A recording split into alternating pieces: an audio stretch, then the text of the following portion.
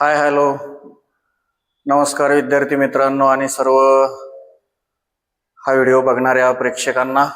आज आपण स्पर्धा परीक्षांसाठी उपयुक्त असे जनरल नॉलेजचे म्हणजे 15 आणि 16 जूनचे चालू घडामोडीवरील 9 प्रश्नांचा आढावा घेणार आहोत।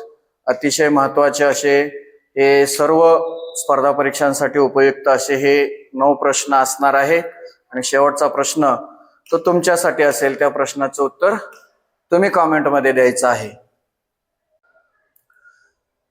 तर आपला पहिला प्रश्न असणार आहे प्रश्न क्रमांक 1, भारताचे नवे लष्कर प्रमुख म्हणून कोणाची नियुक्ती करण्यात आलेली आहे। अतिशय महत्त्वाचा हा प्रश्न आहे।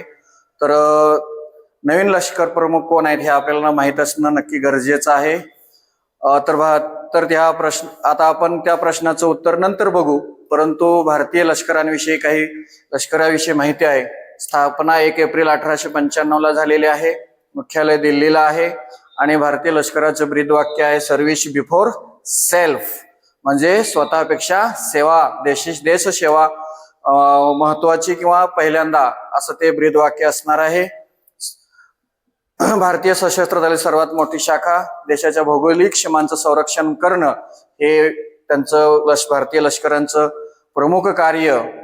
आपत्ती व्यवस्थापन बचाव कार्यामध्ये सुद्धा महत्त्वपूर्ण योगदान भारतीय जवानांचं लष्कराचं असतं। तर लष्कर प्रमुख हे सैन्याचे सर्वोच्च अधिकारी असतात। तर ह्या प्रश्नाचं आपल्या आजच्या प्रश्नाचं उत्तर आहे नवीन लष्कर प्रमुख म्हणून कोणाची नियुक्ती करण्यात आली आहे। तर त्या प्रश्नाचं उत्तर आहे लेफ्टनंट जनरल धीरज शेठ हे नवीन लष्कर प्रमुख असणार आहेत। प्रश्न क्रमांक 2, आजचा दुसरा प्रश्न, जगातील पहिले ट्रिलिनियर म्हणजे खरवपती कोणते व्यक्ती बनलेले आहेत। या ठिकाणी त्यांची प्रतिमा म्हणजे फोटो दिले आहे।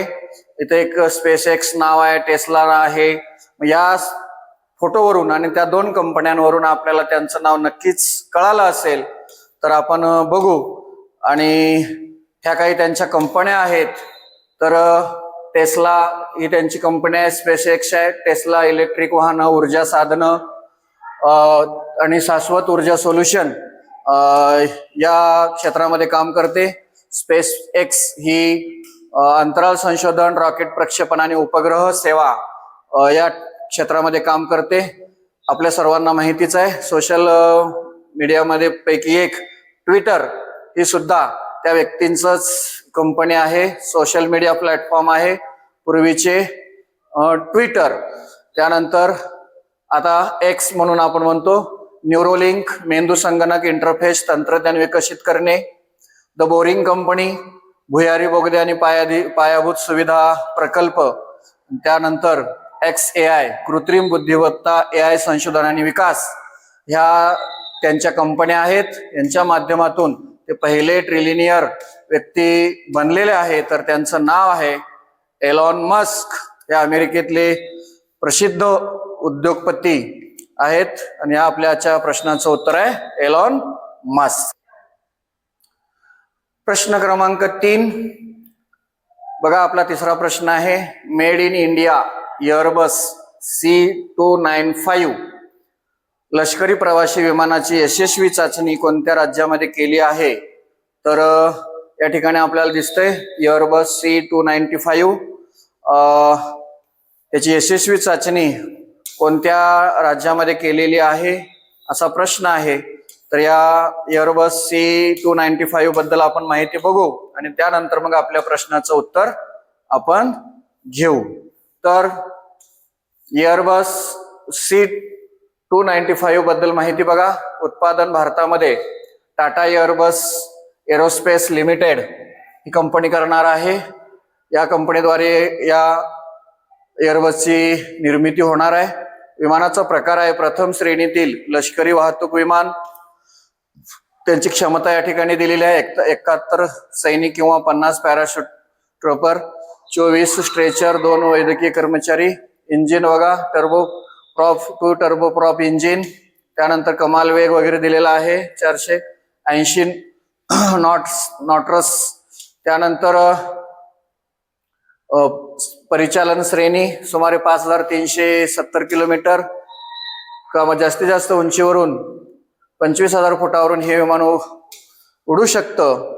उपयोग बघा या विमानाचा किंवा एअरबसचा कशासाठी आहे तर सैनिक वाहतूक, वैद्यकीय मदत, कार्गो वाहतूक अशा काही अनेक कामांसाठी या विमानाचा उपयोग होतो. वैशिष्ट्य म्हणला एअरबस C295 या एअरबसचं वैशिष्ट्य हे मेक इन इंडिया अभियानाला मोठी चालना देणारा आहे. म्हणजे मेड इन इंडिया म्हणजे भारतातच तयार होत आहे. भारतीय हवाई दलासाठी अत्याधुनिक आणि उपयोगी विमान आहे. आणि आपला प्रश्न होता या एअरबस C295 याची कोणत्या राज्यात यशस्वी चाचणी घेण्यात आली तर त्या प्रश्नाचं उत्तर आहे गुजरात या राज्यामध्ये ही यशस्वी चाचणी घेण्यात आलेली आहे. आजचा आपला प्रश्न क्रमांक 4 आहे. NEO नावाच्या जगातील पहिल्या व्यावसायिक ब्रेन चिपला कोणत्या देशाने मान्यता दिलेली आहे? बघा, NEO जगातील पहिली व्यावसायिक ब्रेन चिप मेंदूच्या इलेक्ट्रिकल सिग्नल वाचते, उच्च तंत्रज्ञानावर आधारित आहे, मेंदू विषयक आजारावर उपचार आणि पुनर्वसनासाठी उपयोगी आहे, व्यावसायिक वापरासाठी मान्यता प्राप्त अशी ही NEO नावाची जगातील पहिली व्यावसायिक ब्रेन चिप कोणत्या देशाने मान्यता दिलेली आहे तर त्याचं उत्तर नक्की चीन असणार आहे. चीन बद्दल थोडक्यात माहिती आपण बघू. अधिकृत चीनचं नाव म्हणजे आपला शेजारी देश आहे, पीपल्स रिपब्लिक ऑफ चायना असं अधिकृत नाव आहे. चीनची राजधानी बीजिंग. लोकसंख्या सुमारे 1.4 अब्ज म्हणजे जगातील सर्वाधिक. सध्या तरी अजून आपल्या भारताची जनगणना चालू आहे, त्यानंतर मग बघू. क्षेत्रफळ चीनचं सुमारे 95.96 लाख चौरस किलोमीटर. जगातील 3ऱ्या क्रमांकाचं क्षेत्रफळाच्या दृष्टीने असणारा देश. चलन युआन म्हणजे रेनमिनबी. भाषा मंदारिन ही अधिकृत भाषा आहे चीन मधली. शासन पद्धती एकपक्षीय समाजवादी शासन व्यवस्था आहे. जगातील 2री सर्वात मोठी अर्थव्यवस्था. विशेष म्हणजे चीनमध्ये विशेष काय आहे तर चीन कशासाठी विशेष आहे तर तंत्रज्ञानाच्या बाबतीमध्ये अवकाश संशोधन, उत्पादन आणि कृत्रिम बुद्धिमत्ता क्षेत्रात चीन सध्या अग्रेसर होतो आहे. चीन अग्रगण्य आहे. तर आपला प्रश्न होता NEO नावाच्या जगातील पहिल्या व्यावसायिक ब्रेन चिपला कोणत्या देशाने मान्यता दिलेली आहे? त्याचं उत्तर आहे चीन देशाने या ब्रेन चिपला मान्यता दिलेली आहे. त्या ब्रेन चिपचं हे व्यावसायिक ब्रेन चिप त्याचं नाव आहे NEO. तर आजचा प्रश्न क्रमांक 5 आहे. इंडिया AI मिशनच्या सहकार्याने विकसित केलेल्या स्वदेशी AI व्हिडिओ स्टोरी जनरेशन मॉडेलचे नाव काय आहे? तर बघा, AI मिशनच्या सहकार्यानं विकसित केलेलं आहे आणि ती स्वदेशी AI व्हिडिओ स्टोरी जनरेशन एक मॉडेल बनवलेलं आहे. तर त्या मॉडेलचं नाव काय आहे? इंडिया AI मिशन हा लोगो. AI बद्दल माहिती बघू. AI म्हणजेच आर्टिफिशियल इंटेलिजन्स. या आर्टिफिशियल इंटेलिजन्स बद्दल माहिती. AI म्हणजे काय की AI म्हणजे संगणक प्रणाली आहे जी मानवी बुद्धिमत्तेचे अनुकरण करून शिकत असते, विचार करते आणि निर्णय घेत असते. काय उपयोग आहेत या AI तंत्रज्ञानाचे? आरोग्य सेवा, शिक्षण, शेती, वाहतूक, बँकिंग, मनोरंजन, संरक्षण आणि अनेक क्षेत्रामध्ये याचा वापर होतो आहे. AIचे फायदे काय आहेत? वेगवान निर्णय घेऊ शकतो आपण, अचूकता बऱ्यापैकी आहे, वेळ व खर्चाची बचत होते, मानवी चुका कमी होतात, उत्पादकता वाढवली जाऊ शकते. AI तंत्रज्ञानाची उदाहरणे मशीन लर्निंग, डीप लर्निंग, नैसर्गिक भाषा प्रक्रिया, कम्प्युटर व्हिजन, रोबोटिक्स इत्यादी ही AIची उदाहरणे आहेत. भारतामधील AI बद्दल उपक्रम काय आहेत? इंडिया AI मिशन अंतर्गत स्वदेशी AI मॉडेलचा विकास, नवकल्पना आणि स्टार्टअप्सना प्रोत्साहन दिले जाते. AI भविष्य काय? AIमुळे भविष्यामध्ये जीवन अधिक सोपे होणार आहे, स्मार्ट होणार आहे आणि तंत्रज्ञानावर आधारित असणार आहे. पण आपला महत्त्वाचा प्रश्न काय आहे? इंडिया AI मिशनच्या सहकार्याने विकसित केलेल्या स्वदेशी AI व्हिडिओ स्टोरी जनरेशन मॉडेलचे नाव काय? तर जे ह्या जनरेशन मॉडेलचं नाव आहे वर्या. तुम्ही वार्या वाचा किंवा वर्या, VARYA, वर्या हे ह्या मॉडेलचं नाव आहे. अतिशय महत्त्वाचा प्रश्न आहे. इंडिया AI मिशनच्या सहकार्याने विकसित केलेलं स्वदेशी AI video story generation model. प्रश्न क्रमांक 6 विद्यार्थी मित्रांनो अतिशय महत्त्वाचा आहे. बघा प्रश्न काय आहे? अखिल भारतीय मराठी साहित्य संमेलनाचे ऐतिहासिक शतक महोत्सवी संमेलन कोठे आयोजित करण्यात येणार आहे? मराठी भाषेचं साहित्य संमेलन आहे, अखिल भारतीय साहित्य संमेलन आहे आणि 100वे साहित्य संमेलन आहे. शतक महोत्सवी संमेलन कोठे आयोजित केलं जाणार आहे? तर मराठी भाषेची थोडक्यात माहिती आपण बघूया. मराठीचं भाषेचा उगम महाराष्ट्री प्राकृत पासून झाला. ही भाषा 10व्या शतकापासून विकसित होत गेली. लिपी मराठी भाषेसाठी आपण देवनागरी लिपीचा वापर करतो. ही लिपी वैज्ञानिक, सोपी आणि सर्वसामान्य आहे. भाषिक स्थान काय आहे मराठीचं? भारताची 22 अनुसूचित ज्या भाषा आहेत त्या भाषेमध्ये, भारताच्या ह्या भाषांमध्ये मराठीचं स्थान आहे. महत्त्वाचं महाराष्ट्राची अधिकृत भाषा म्हणून मराठी आहे. महाराष्ट्राची अधिकृत भाषा आणि भारताच्या ज्या 22 भाषा आहेत अनुसूचीमध्ये हे केलेला अंतर्भूत केला त्यामध्ये सुद्धा आहे. साहित्य परंपरा समृद्ध, संत साहित्य, भक्ती साहित्य, लोकसाहित्य, आधुनिक साहित्य, नाटक, चित्रपट माध्यमाची फार महान परंपरा आहे मराठीची आणि मराठीतल्या साहित्याची. बोलणारे लोक किती आहेत जगभरामध्ये सुमारे 13 कोटीहून अधिक लोक मराठी बोलतात. महाराष्ट्र, गोवा, कर्नाटक, मध्य प्रदेश, गुजरात अशा काही मराठी भाषिक मोठ्या प्रमाणामध्ये आहेत. इतर देशामध्ये, युरोपीय देश असतील, अमेरिकन देश असतील, अशा देशांमध्ये सुद्धा मराठी भाषिकांची संख्या खूप जास्त प्रमाणात वाढते आहे आणि आहे. वैशिष्ट्ये काय आहेत? मराठीमध्ये समृद्ध शब्दसंपत्ती आहे. मराठी भाषा ही लवचिक आहे. अभिव्यक्तीची ताकद, व्यवहारातील साधेपणा आणि सांस्कृतिक वैविध्य यांनी नटलेली ही मराठी भाषा आहे. आजच्या काळातलं मराठीचं महत्त्व काय? तर शिक्षण, प्रशासन, विज्ञान, तंत्रज्ञान, माध्यमे, सिनेमा, उद्योग, व्यवसाय यासह सर्व क्षेत्रात मराठीचा वापर वाढत आहे. त्यामुळं मराठी शिकणं गरजेचं आहे. मराठी आपल्याला बोलता येणं, लिहिता येणं, जगता येणं महत्त्वाचं आहे.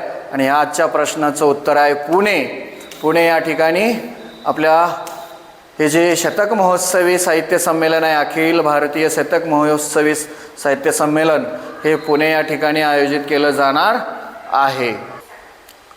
प्रश्न क्रमांक 7 बघा आपला आजचा. Russia grand sand master cup 2026 कोणाला प्रदान करण्यात आला आहे? इथं चुकून सॅड झालेला आहे, इथं सँड असं वाचायचं आहे. Russia grand sand master cup 2026 कोणाला प्रदान करण्यात आलेला आहे? तर या ठिकाणी आपण त्या व्यक्तींचं चित्र बघू शकतो, परंतु आपल्याला नाव विचारलेलं आहे. Russia grand sand master cup 2026 हे रशियामध्ये आयोजित केलेला कप किंवा स्पर्धा. तर रशियाबद्दल थोडक्यात माहिती बघू म्हणून त्यानंतर मग आपण आपल्या प्रश्नाचं उत्तराकडं वळू. तोपर्यंत तुम्ही कॉमेंटमध्ये सांगितलं तरी चालेल. अधिकृत नाव रशियाचं रशियन फेडरेशन हे रशियाचं अधिकृत नाव. रशियाची राजधानी आहे मॉस्को. चलन आहे रशियन रुबल. क्षेत्रफळानुसार जगातील सर्वात मोठा देश म्हणून हा रशिया आहे. ही माहिती लक्षात ठेवणं गरजेचं आहे. भौगोलिक स्थान अतिशय महत्त्वाचं आहे विद्यार्थी मित्रांनो. रशिया हा असा देश आहे जो युरोप व आशिया या दोन्ही खंडामध्ये विस्तारलेला आहे. म्हणजे रशियाचा काही भाग हा युरोप खंडात आहे आणि काहीसा भाग हा आशिया खंडामध्ये आहे. म्हणजे दोन्ही खंडामध्ये विस्तारलेला देश हा रशिया आहे. प्रमुख भाषा ही रशियन भाषा आहे. रशियाचे राष्ट्राध्यक्ष व्लादिमीर पुतिन. वैशिष्ट्ये बघा रशियाची, अंतराळ संरक्षण विज्ञान क्षेत्रात आघाडीचा देश आहे. तळ रशियामधली बघा क्रेमलिन, रेड स्क्वेअर आणि सायबेरिया अशी काही प्रसिद्ध स्थळं आहेत. परंतु आपलं महत्त्वाचं काय आहे तर आपला प्रश्न काय होता बघा. आपला प्रश्न होता Russia grand sand master cup 2026 कोणाला प्रदान करण्यात आला आहे. तर त्या प्रश्नाचं उत्तर आहे सुदर्शन पटनायक. या ठिकाणी बघू शकताय सुदर्शन पटनायक यांना तो Russian grand sand master cup 2026 या पुरस्काराचे विजेते सुदर्शन पटनायक भारतातील प्रसिद्ध सँड आर्ट, सँड म्हणजे वाळू, तर वाळू शिल्पकार कलाकार आहेत सुदर्शन पटनायक आणि जगप्रसिद्ध आहेत म्हणायला हरकत नाही. भारतात तर फार प्रसिद्ध आहेतच. बघा आजचा आपला प्रश्न क्रमांक 8 आहे. पर्शियन आखात आणि ओमानचे आखात हे कोणत्या सामुद्रधुनीने जोडलेले आहे. पर्शियन आखात आणि ओमानचे आखात हे कोणत्या सामुद्रधुनीने जोडलेले आहे. तर आपण या ठिकाणी बघू शकता इथं पर्शियन आखात आहे, ह्या ठिकाणी ओमानचा आखात आहे. इथं ओमान देश आहे, इकडे इराण देश आहे, इकडे सौदी अरेब आहे. तर आखात याविषयी थोडक्यात माहिती बघू आपण. आखात म्हणजेच काय हेही महत्त्वाचं आहे भूगोलाच्या दृष्टीनं. आखात म्हणजे समुद्राचा असा भाग जो जमिनीने अंशतः वेढलेला असतो.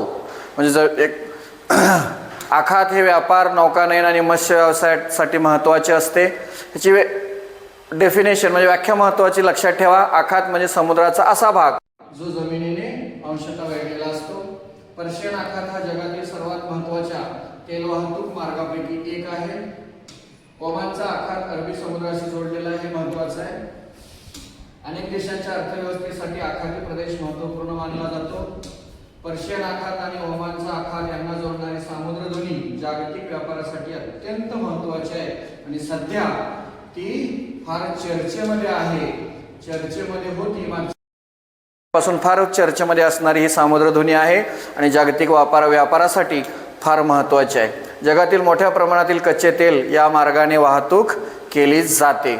आणि या आपल्या प्रश्नाचं उत्तर आहे. प्रश्न होता पर्शियन आखात, ओमानचे आखात हे कोणत्या सामुद्राने जोडले. प्रश्नाचं उत्तर आहे होर्मुझची सामुद्रधुनी असं आपल्या प्रश्नाचं उत्तर आहे. तुम्ही इथं नकाशामध्ये बघू शकता हे पर्शियन आखात आहे असा समुद्राचा भाग जो ह्या बाजूने जमिनीने वेढलेला आहे. इथं हे ओमानचे आखात आहे आणि हे जे डॉट डॉटमध्ये दाखवलं गेलं आहे ती होर्मुझची सामुद्रधुनी आहे. आजचा आपला प्रश्न 9 आहे. प्रश्न क्रमांक 9. तर प्रश्न क्रमांक 9 आहे पहिली जागतिक योगासन चॅम्पियनशिप 2026 मध्ये अव्वल क्रमांक कोणत्या देशाचा आलेला आहे. ही जागतिक स्तरावरची पहिली चॅम्पियनशिप आहे आणि ती जागतिक योगासन चॅम्पियनशिप आहे. म्हणजे योगाच्या संदर्भानं ही स्पर्धा झालेली आहे. ती अव्वल क्रमांक कोणत्या देशाचा आलेला आहे. तर तुम्ही उत्तर तुम्हाला सांगण्याच्या पूर्वीच या ठिकाणी जे काय दिलं पहिली जगातील योगासन चॅम्पियनशिप 2026 आणि तुम्ही ह्या चित्राकडे फोटोकडे पाहिल्यानंतर तुमच्या लक्षात आलं पहिला क्रमांक कोणत्या देशाचा आला असेल अव्वल क्रमांक. तर तो आपला प्यारा भारत. तर अभिनंदन भारताच्या या योगासन चॅम्पियनशिप जिंकणाऱ्या टीमचं आणि सर्वच त्या टीमच्या मागं असणारे कोच किंवा सर्वांचंच हार्दिक अभिनंदन. सर्व भारतीयांचंही हार्दिक अभिनंदन. कारण पहिली जागतिक योगासन चॅम्पियनशिप होती ही 2026 आयोजन केलं होतं किंवा ती पार पडली नवी दिल्ली भारत या ठिकाणी 17 ते 20 एप्रिल 2026 दरम्यान ती पार पडलेली आहे. 70हून अधिक देशातील 1000पेक्षा जास्त खेळाडूंनी या चॅम्पियनशिपमध्ये सहभाग घेतलेला होता. आयोजक योगासन भारत, आयुष मंत्रालय, भारत सरकार, क्रीडा मंत्रालय यांच्या सर्वांच्या सहकार्यानं या चॅम्पियनशिपचं आयोजन केलं गेलेलं होतं. चॅम्पियनशिप आयोजन करण्यामागचा उद्देश होता योगासनाला जागतिक स्तरावर प्रोत्साहन देणे व त्याला स्पर्धात्मक स्वरूप देणे. स्पर्धा प्रकार वैयक्तिक जोड्यांमध्ये, गटांमध्ये आणि कलात्मक योगासन प्रकार असं प्रकार होते. महत्त्व काय तर या चॅम्पियनशिपचं महत्त्व बघा. ही चॅम्पियनशिप योगाच्या प्रसारासाठी आणि भारताच्या वसुधैव कुटुंबकम या विचाराला बळ देणारी ऐतिहासिक पायरी आहे. आणि ह्या प्रश्नाचं आपल्या उत्तर आहे भारत पहिली जागतिक योगासन चॅम्पियनशिप 2026 मध्ये अव्वल क्रमांक हा भारताचा आलेला आहे. योगातून आरोग्य, शांतता आणि जागतिक ऐक्याचा संदेश या ठिकाणी दिला गेलेला आहे. तर ही भारतानं जिंकलेली पहिली जागतिक योगासन चॅम्पियनशिप 2026.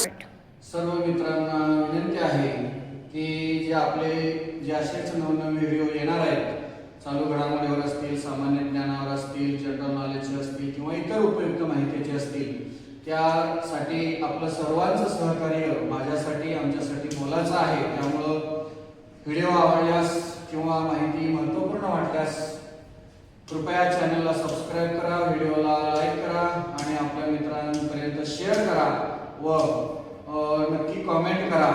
आपल्या पाठिंब्यामुळेच आम्हाला आणखी चांगले व्हिडिओ बनवण्याची, चांगले काम करण्याची प्रेरणा मिळते.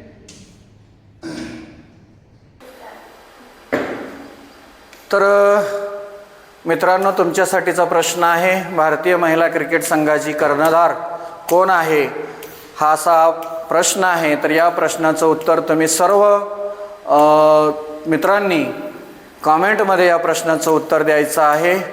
तर BCCI बद्दल महत्त्वपूर्ण काही माहिती बघूया. BCCI म्हणजे भारतीय क्रिकेट नियामक मंडळ. स्थापना 1 डिसेंबर 1928. मुख्यालय मुंबईला आहे, महाराष्ट्रामध्ये. अध्यक्ष आहेत रॉजर बिनी, ते सुद्धा एक क्रिकेटपटू राहिलेले आहेत. संघटना जगातील सर्वात श्रीमंत, सर्वात प्रभावी क्रिकेट मंडळ आहे. भारतातील क्रिकेटचा विकास करणे, नियमन आणि प्रसार करणे हे या BCCIचं उद्दिष्ट. BCCI मार्फत कोणकोणत्या स्पर्धांचं आयोजन केलं जातं तर बघा, BCCI मार्फत सगळ्यात प्रसिद्ध म्हणजेच IPL, Ranji trophy, Duleep trophy, Syed Mushtaq Ali trophy इत्यादी काही स्पर्धांचं आयोजन BCCI मार्फत केलं जातं. मित्रांनो, ह्या प्रश्नांचं उत्तर तुम्ही नक्की कॉमेंटमध्ये सांगा. भारतीय महिला क्रिकेट संघाची कर्णधार कोण आहे?